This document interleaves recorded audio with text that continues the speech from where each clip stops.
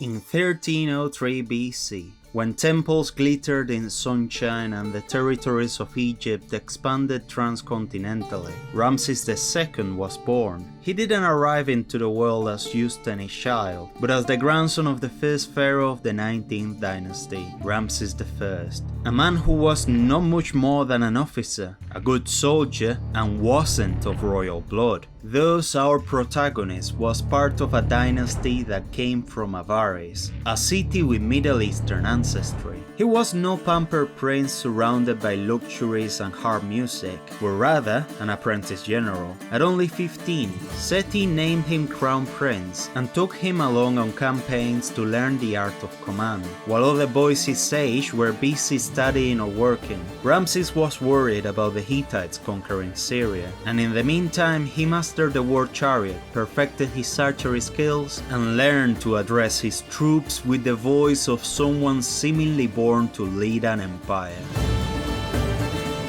When Ramses took the throne in 1279 BC, at the age of 24, he was already seasoned in war. Egypt still held power, but the Hittites were gaining ground in the Levant. There simply wasn't enough room in the Eastern Mediterranean for two ambitious empires. Conflict was inevitable. Before reaching the most famous battle of his life, Ramses launched campaigns to consolidate his rule. He marched against the Libyans to secure the western borders. He crushed uprisings in Nubia, the gold-rich land to the south. Those expeditions were necessary, not only to protect Egypt, but also to project the image of an invincible pharaoh to both his people and his troops. In the second year of his reign, he defeated a raiding force known as the Sherden, believed to have come from Sardinia, later described as part of the Sea Peoples. But Ramses, showing no grudge, even recruited many of them into his own army. But the true challenge lay to the north,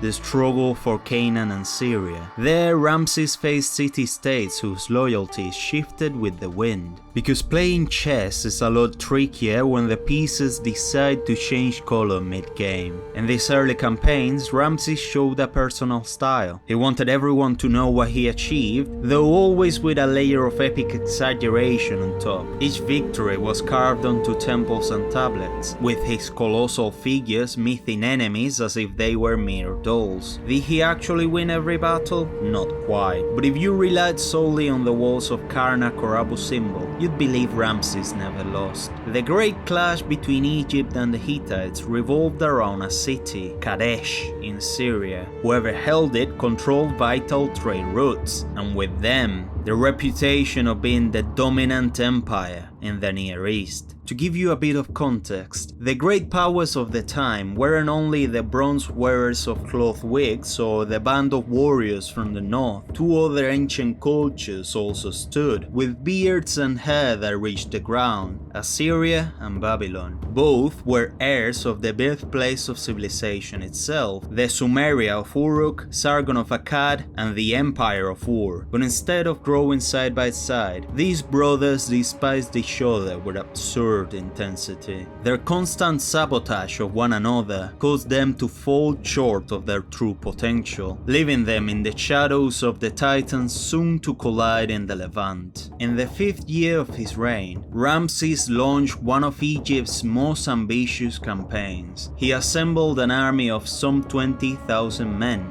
divided into 4 divisions named after the gods Amun, Ra, Ta, and Set. Each was a full combat unit: chariots, infantry, and archers. Confident, Ramses believed the Hittites would retreat before his superior force. But Muwatalli II, the Hittite king, did not retreat. He had a far larger army, close to 40,000 men and thousands of chariots, twice the size of the force of Ramses. Numbers even greater than those of the medieval crusader armies. And he also devised a plan that would become legendary. So began the famous Battle of Kadesh in 1274 BC, probably the largest and most renowned battle of the ancient world until the Neo-Assyrian Empire apparently predicted the future and decided to conquer the entire Levant, because Jesus of Nazareth had to speak Aramaic. The event started with the reception. The armies gathered near the Orontes River by Kadesh. Under the blazing sun, countless men of Kemet prepared for a fight that will mark history. Two supposed Hittite deserters came before Ramses, swearing that Muwatalli was far away from the city. Trusting them, Ramses advanced swiftly with the Ammon division, leaving the others to follow later. But the truth soon became clear. Hittite chariots poured down from the hills and across the Orontes, ambushing Ramses and the Ammon division. Surrounded, the Egyptians faced disaster. Yet the men of Ammon held fiercely, giving their lives to shield their king. Reinforcements from the Ta and Ra divisions arrived just in time. The fighting escalated into the largest chariot battle in history, thundering clashes of wheels, arrows, and melee. Inscriptions describe Ramses caught in the heart of battle, surrounded, calling his soldiers to his side while attacking the Hittites pressing in on him. They could not hear him through the chaos of war. Yet with the strength of Ammon, the Pharaoh fought on, cutting down foes again and again until he finally rejoined his men. Though outnumbered, the Egyptians pushed the Hittites back. Ramses' counterattack forced them to do a 180-degree turn and retreat towards the city of Kadesh. Exhausted but relentless, the Egyptians pursued, inflicting even more losses. But the fortified city and the arrival of Hittite reinforcements denied Ramses a decisive victory. The battle ended without a clear winner. The Hittites were humiliated, but Kadesh remained in their power. Still, Ramses did what he loved to do the most, proclaiming that he had won, and in doing so, secured the image he most desired, that of an invincible Egyptian empire. The narrative was powerful. Ramses ordered the battle to be inscribed across Egypt. For posterity, he had fought outnumbered and won. It was propaganda far too good to be wasted. Also, the Hittites had done what is possibly the earliest recorded ambush in human history. Not too bad, boys, not too bad. After Kadesh, the hostilities dragged on for years. Egypt and the Hittites clashed repeatedly in Syria in a grinding war of attrition, with neither side being able to impose power. Eventually, it was reality what imposed itself. The war was way too expensive, too many resources and too many lives. Both empires also faced other enemies, internal and external, far more dangerous than each other. In the 21st year of Ramses' reign, the first recorded international peace treaty in history was signed between Ramses and Hattusili III, brother and successor of Muwatalli. Let's imagine a chat between Hattusili and Ramses, locking eyes as history's earliest diplomats. Well, Ramses, looks like we finally agreed to stop killing each other. Yes, Hattusili. I still remember seeing you at Kadesh. I must admit, it was rather amusing to watch your chariots running back into the city. Quite the parade. Parade? That was a tactical retreat. Did you learn nothing from our ambush? Of course. A tactical retreat, right? Unlike me, stranded alone in the middle of the battlefield, shooting arrows, dodging chariots, trying not to lose my head. Quite literally. I honestly thought I'd see you smashed into 1,000 pieces, but you've got a sense of humor. I'm almost glad it didn't happen. I feel the same, but let's talk business now. Peace. I need your kingdom to stop springing ambushes on me, at least for a while. Deal. 5 or 6 years, and then we will see. Thank you. You do know how to hold a fine conversation. Actually, we can be friends now, can we? With peace agreements, commerce, maybe a few exchanges of gifts. Once I recover from the cost of this stupid war, perhaps. But I can introduce you to my daughter. She's as attractive as I am, and single. Well, so it wasn't just politeness when you said I had a sense of humor. You really want to spend more time with me. Don't make me blush, Pharaoh, but heed my warning. If I get bored in a few years, I can promise there won't be a little ambush for fun. The two kings laughed as they sealed the treaty, fully aware that peace did not erase rivalry, but at least it gives them both a chance of building instead of destroying, at least for a while. The treaty established alliance, prisoner exchanges, and mutual support in case of internal rebellion. And, in true Pharaoh style, Ramses gave it a flourish. Shortly after, he married a Hittite princess, Hattusili's daughter, sealing the alliance with a dash of romantic politics. The eternal enemy became family, though the real events were far less glorious than when the temple was declared. Ramses had achieved the essential goal, convincing everyone that Egypt was the center of the ancient world. After Kadesh and the peace treaty, Ramses could finally indulge in his greatest passion, building on a colossal scale. If others carved statues, he carved 20-meter colossi that still intimidate tourists lucky enough to see them in person. The envy. If others built temples, he built an entire city. Literally. Ramses moved the capital to the Nile Delta, side by side with Avaris, the birthplace of his grandfather. He named it P. Ramses, the House of Ramses. It became a political, military and ceremonial hub, full of war chariots, arsenals and palaces. But his true legacy was carved in stone. At Abu Simbel, Ramses had his own face carved 4 times over the temple facade, and at the Ramesseum, his mortuary temple, it almost seems like he wanted people to believe that he and the gods stood on the same level. But it wasn't all peaceful. Egypt faced constant pressures. Nomads in Canaan, pirates prowling the Mediterranean. Odysseus, buddy, how can I explain you that raiding Egyptian settlements is not very legal? Though Ramses repelled incursions, Egypt's northern frontier will never again be as secure as it had been in earlier times. In his personal life, Ramses was as extravagant as he was on the battlefield. He married at least 8 principal wives, including the famous Nefertari, whose temple at Abu Simbel immortalizes a rare expression of affection in Egyptian reliefs. But concubines abounded too, and inscriptions claim he fathered over 100 children. His reign wasn't as long as 30, 40, not even 50, but 66 long years, perhaps as a consequence for such an active life, in multiple ways.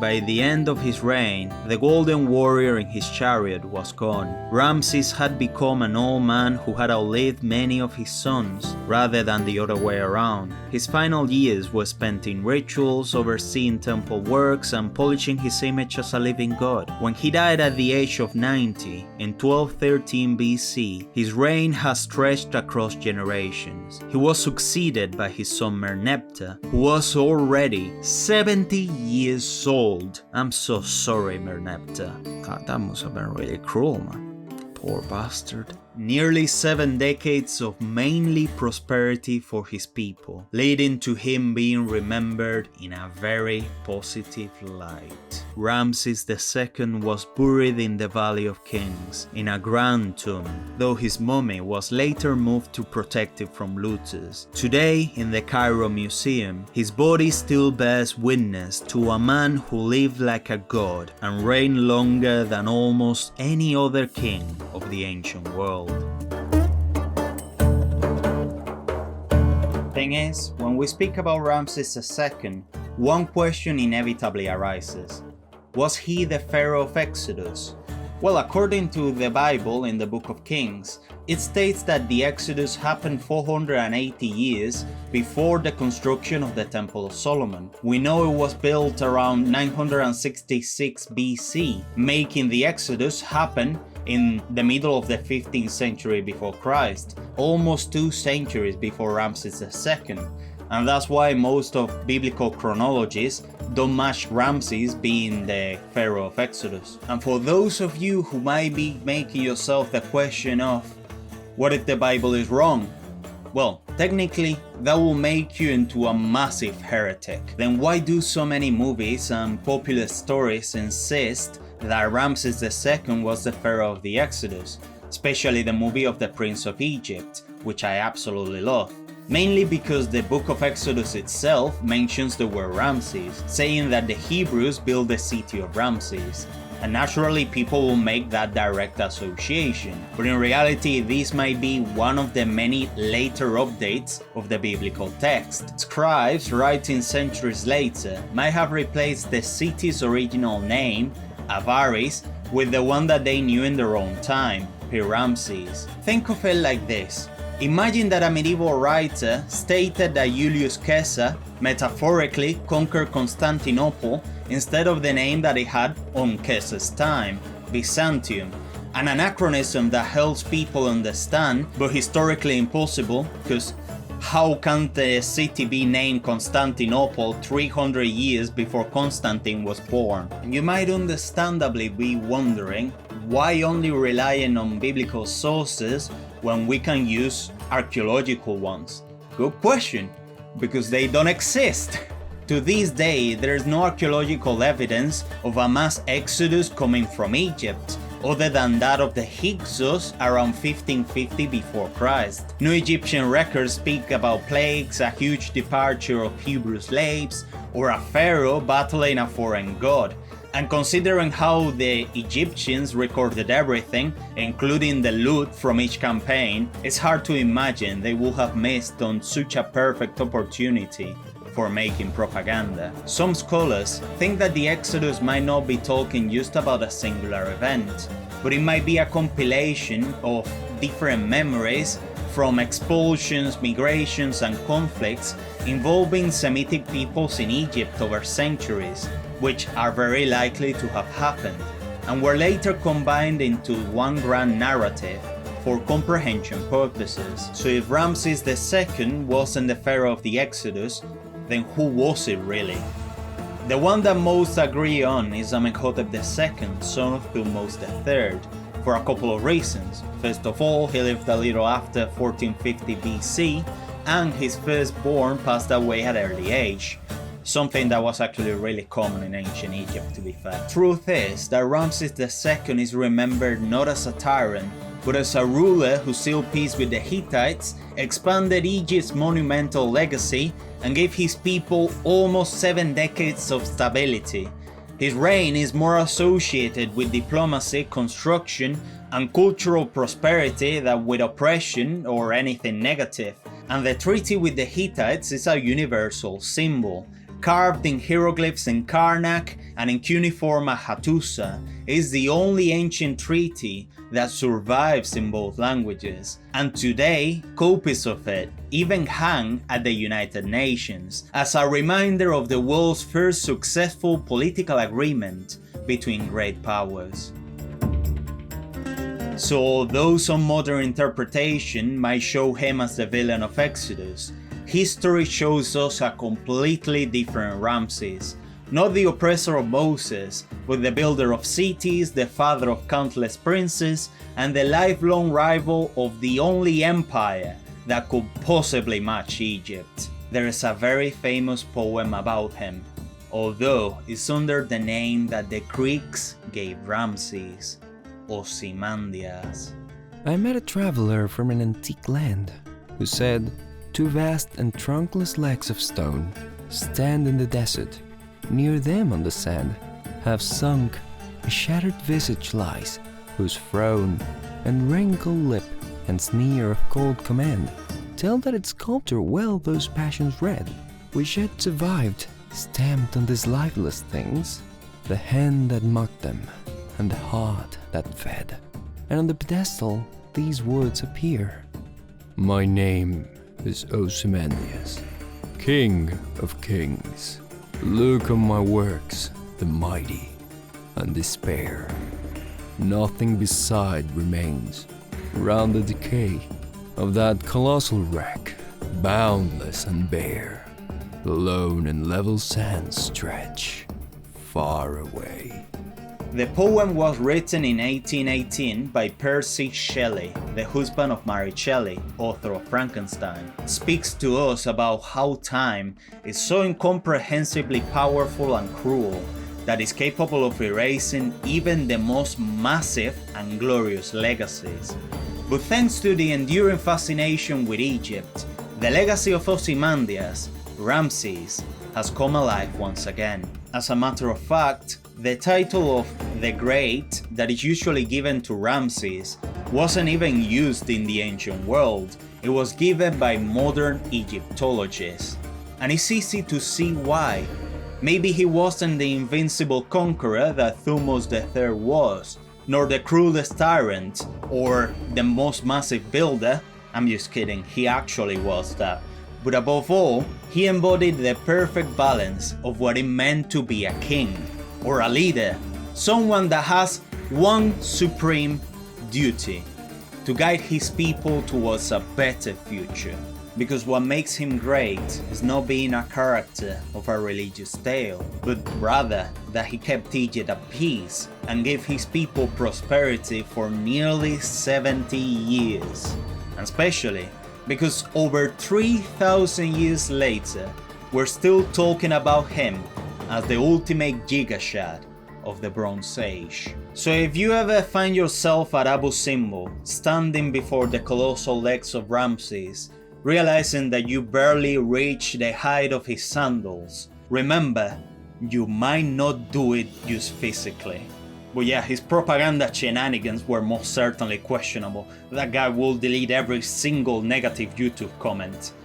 And that's it. Thank you so much for watching. Leave a comment, and if you want to see more videos like this, subscribe and hit the bell icon, otherwise YouTube might not notify you about it. It's been a pleasure, as always. Ciao!